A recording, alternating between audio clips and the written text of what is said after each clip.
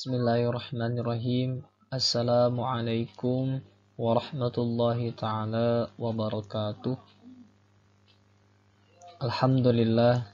Alhamdulillahilladzi arsala rasulahu bil huda wa dinil haqq liyudhhirahu 'alad dini kulli wa kafa billahi syahida.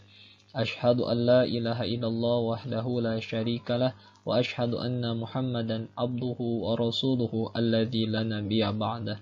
Allahumma fasalli wa sallim wa barik ala Sayyidina Muhammadi wa ala alihi wa ashabihi wa man tabi'ahu ila yaumil qiyamah. Alhamdulillah, pada kesempatan kali ini saya Kiki Hardiansah dari kelas I1 Akuntansi akan mempresentasikan mengenai materi Hajatul Insan ila Rasul, yang artinya kebutuhan manusia terhadap Rasul. Hajatul Insan ila Rasul.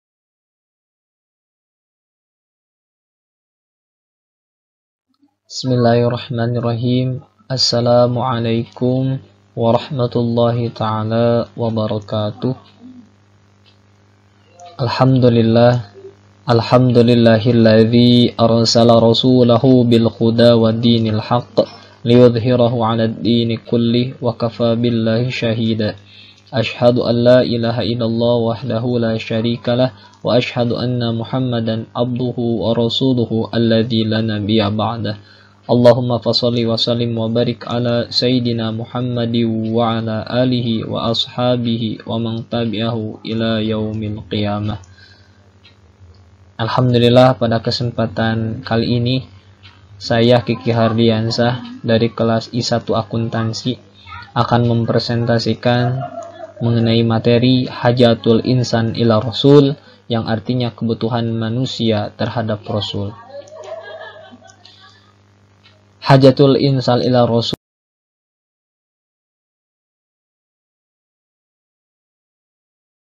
yang artinya tadi manusia ini membutuhkan seorang Rasul dalam kehidupannya, yang mana al-insan, manusia yang pertama kali diciptakan oleh Allah Subhanahu wa taala, yaitu Nabi Adam alaihissalam beserta istrinya, yaitu Siti Hawa, yang diturunkan oleh Allah ke muka bumi ini. Kemudian Nabi Adam dan Siti Hawa dikaruniai atau memiliki beberapa anak. Setiap kali mengandung, Siti Hawa ini melahirkan satu pasangan kembar, yang mana antara laki-laki dan perempuan. Syariat yang diterapkan oleh Allah Subhanahu wa taala yaitu dengan harus mengawinkan silang, tidak boleh menikah dengan kembarannya. Yang dimana waktu itu Qabil dengan kembarannya Habil, dan Habil menikah dengan kembarannya Qabil. Perkembangan manusia kemudian berkembang dan menyebar ke berbagai tempat. Mereka berhidup bersuku-suku dan berkabilah-kabilah. Mereka hidup tanpa petunjuk sehingga menyimpang dari kebenaran. Allah Subhanahu wa taala mengutus Rasul untuk mengembalikan mereka ke jalan yang lurus atau pada jalan yang hanif, yaitu jalan kepada jalan yang benar. Rasul yang diutus biasanya berasal dari kaum mereka sendiri, yang mana kita lihat bahwasannya manusia ini memiliki fitrah. Yang dimaksud dengan fitrah di sini, Allah Subhanahu wa taala menanamkan fitrah dalam Islam di dalam setiap janin yang ditiupkan oleh ruh. Jadi sehingga setiap manusia yang lahir dari rahim ibunya yaitu memiliki fitrah yang suci, sehingga apapun yang menjadikan manusia tersebut Islam atau kafir itu tergantung dari orang tuanya. Saat itulah Allah Subhanahu wa taala mengambil perjanjian kepada manusia dalam sebuah pertanyaan, ketika manusia ruh manusia sebelum ditiupkan ke dalam janin ibunya, ada dialog antara ruh manusia dengan Allah. Pada saat itu, apakah kalian meyakini bahwa aku ini adalah Tuhanmu, kata Allah. Kemudian manusia menjawab, qalu bala syahidna. dan ruh pun menyaksikan bahwasannya Allah itu Tuhan mereka dan tidak ada lagi Tuhan selain Allah. Karena itulah peradaban apapun yang berlaku pada manusia purba ataupun modern, ada yang tidak dapat dihilangkan dari diri manusia, yaitu fitrah manusia. Dari fitrah manusia ini tumbuh atau berkembang, atau di dalam fitrah manusia ini, supaya manusia tetap terjaga fitrahnya atau kesuciannya, yang pertama manusia itu harus wujudul khaliq. Apa yang dimaksud dengan wujudul khaliq? Wujudul khaliq ini mengakui bahwasannya manusia ini mengakui bahwa ada yang menciptakan manusia dan alam semesta ini. Fitrah yang ditanamkan oleh Allah Subhanahu wa taala tidak pernah hilang, yang terjadi adalah hanya tertutupi oleh kotoran-kotoran atau dosa-dosa yang dilakukan oleh manusia sendiri. Oleh karena itu, manusia pasti mengakui bahwa di balik alam semesta yang megah ini dan teratur, tentunya ada pencipta. Barang siapa yang berkata, salah seorang sahabat dari Rasul, man arafa nafsahu faqad arafa rabbahu. Barang siapa yang mengenali dirinya, hakikat dari dirinya, maka pasti tentu akan mengetahui siapa Tuhannya. Eksistensi dari sini hanya saja tidak ada petunjuk yang benar. Manusia berbeda-beda, ada yang salah, ada yang benar. Allah Subhanahu wa taala merupakan sang pencipta. Keterbatasan akal manusia menyebabkan kesalahan dalam menggambarkan siapa pencipta alam semesta ini. Ada yang menganggap bahwasannya pencipta alam semesta ini yaitu didasarkan kepada pencipta itu sendiri, atau yang dimaksud dalam di sini langit sendiri terciptanya, laut, gunung, sehingga apapun yang ada di sini, yang ada di alam semesta ini tercipta dengan sendirinya. Padahal menurut Islam itu salah. Bahwasannya seluruh kehidupan di muka bumi ini Allah Subhanahu wa taala lah yang telah menciptakannya. Kemudian ada yang kedua, yaitu ibadatul khaliq, yang artinya ketika manusia supaya terjaga fitrah sucinya, yaitu harus ibadatul khaliq, yaitu beribadah kepada sang pencipta, yang dimana dalam Al-Quran dikatakan Bismillahirrahmanirrahim, wa ma khalaqtul jinna wal insa illa liya'budun. Allah telah menciptakan manusia dan jin tidak semata-mata hanya untuk beribadah kepada Allah. Maksud dari ayat tersebut, ketika manusia ataupun jin tidak mampu atau tidak mau beribadah, tidak sedikit pun mengurangi kemuliaan derajat dari seorang Tuhannya, yaitu Allah. Akan tetapi jika manusia tidak beribadah, maka akan mendapat balasannya. Seperti apa yang diungkapkan dalam surah Al-Insyirah, فَمَنْ يَعْمَلْ مِثْقَالَ ذَرَّةٍ خَيْرًا يَرَهُ وَمَنْ يَعْمَلْ مِثْقَالَ ذَرَّةٍ شَرًّا يَرَهُ. Apa yang di dalam ayat tersebut, kebaikan atau kejelekan sebesar biji antum atau sebesar atom pun akan mendapatkan balasan. Sehingga apapun yang kita lakukan, baik itu buruk, hanya sekecil apapun, hanya setitik apapun, hanya setetes apapun, atau hanya selangkah, itu akan dibalas oleh Allah Subhanahu wa taala. Sehingga bahwasannya naluri menyembah itulah yang akan mendorong fitrah tetap dijaga atau tetap ada di dalam diri seorang manusia. Selanjutnya di hadapan Allah Subhanahu wa taala, zat atau berbagai zat itu mereka menundukkan diri, menghinakan diri, ruku dan sujud. Disitulah fungsi dari ibadatul khaliq. Jadi ketika kita beribadah kepada Allah, kita mampu mendorong untuk menghormati, mengagumi, mensucikan, mengultuskan, atau menganggap bahwa Allah itu adalah zat yang paling tinggi.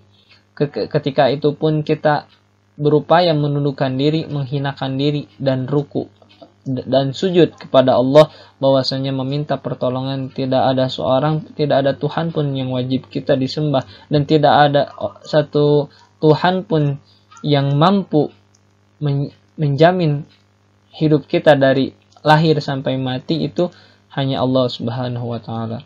Kemudian yang ketiga, agar manusia ini tetap terjaga fitrahnya, yaitu harus hidup yang tertata. Tentunya hidup yang tertata ini akan mampu menjaga fitrah atau mendorong manusia untuk hidup secara teratur agar menjaga kesucian yang ada di dalam diri manusia. Hanya saja ketiadaan petunjuk yang akhirnya menjadikan manusia ini merasa lebih tinggi atau lebih senior, menganggap manusia ini kebanyakan sombong dibanding dengan lainnya, sehingga terjadilah penindasan, peperangan, penjajahan, dan perbudakan.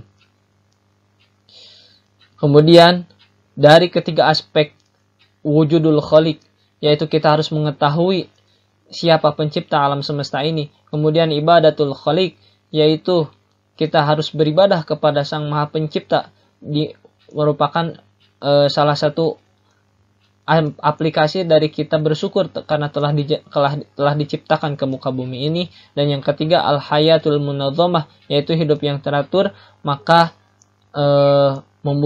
membutuhkan hidayatul rasul, sehingga aspek yang supaya kita mengetahui bahwasannya siapa sih pencipta alam semesta ini, kemudian bagaimana ibadah yang baik agar tetap menjaga kesucian atau fitrah menjadi seorang diri manusia, kemudian dan bagaimana sih supaya hidup ini teratur, terjalin hubungan yang harmonis antara satu sama lain, sehingga membutuhkanlah yang namanya hidayatul rasul, yang artinya petunjuk rasul. Sehingga ketiga aspek ini membutuhkan hidayatul rasul, yaitu petunjuk dari rasul.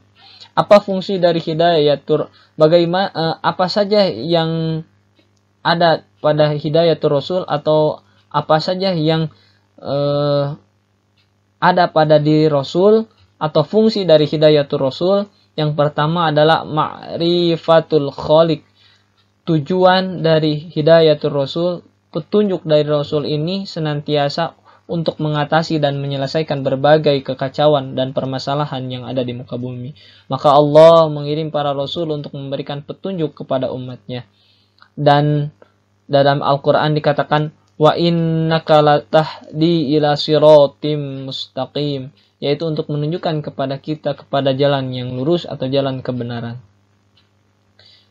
Nah, petunjuk yang datang kepada Rasul ini tentunya melalui malaikat Jibril, syariatnya, hakikatnya dari Allah Subhanahu wa taala. Sehingga Allah memerintahkan malaikat Jibril dan lalu disampaikan kepada Rasul. Sehingga hidayatul Rasul ini datangnya dari Allah Subhanahu wa taala.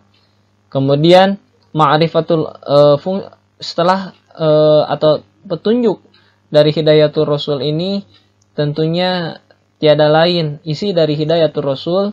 Yang pertama adalah ma'rifatul khaliq.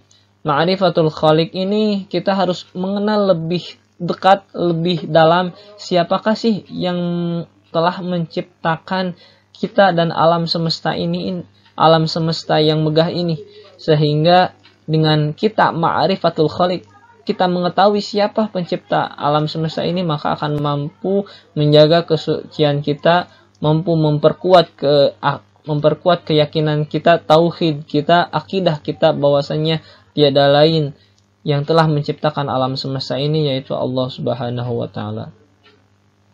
Kemudian ada minhajul hayah, yang dimana hidayatul rasul ini isinya adalah pedoman hidup. Minhajul hayah ini adalah pedoman hidup bagi seluruh umat manusia.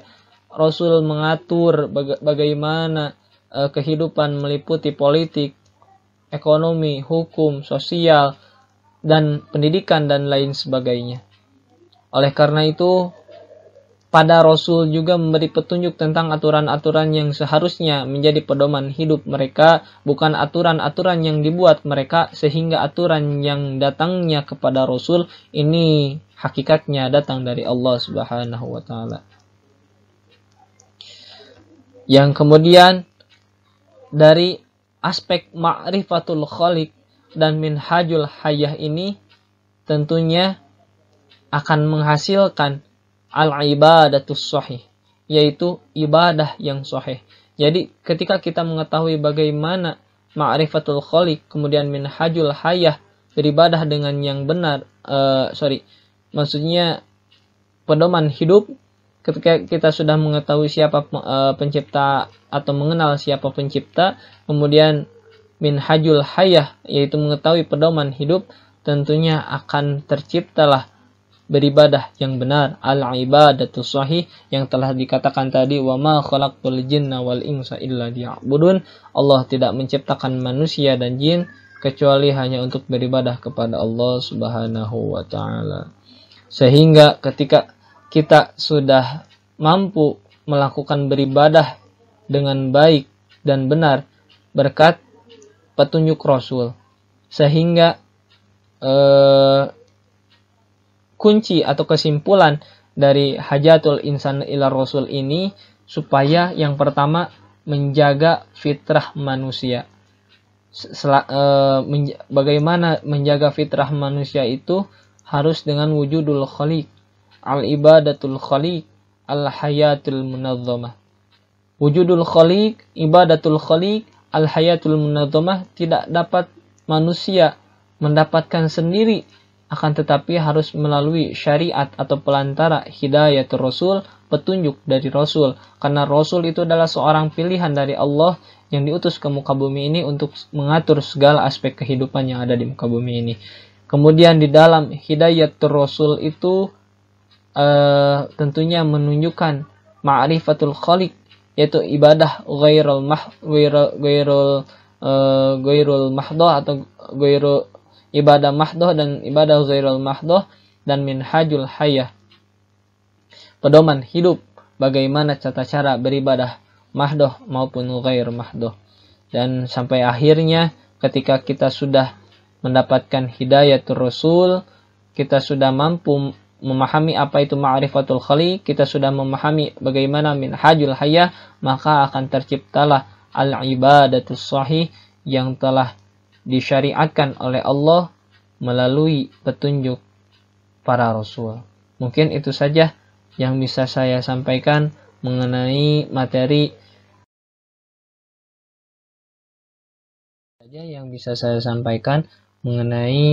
hajatul insan ila Rasul, yaitu kebutuhan manusia terhadap Rasul. Mudah-mudahan bisa bermanfaat bagi teman-teman sekalian, khususnya bagi diri saya pribadi.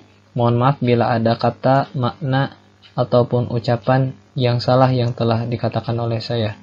Terima kasih atas perhatiannya. Wabillahi taufiq wal hidayah wal inayah. Wassalamualaikum warahmatullahi taala wabarakatuh.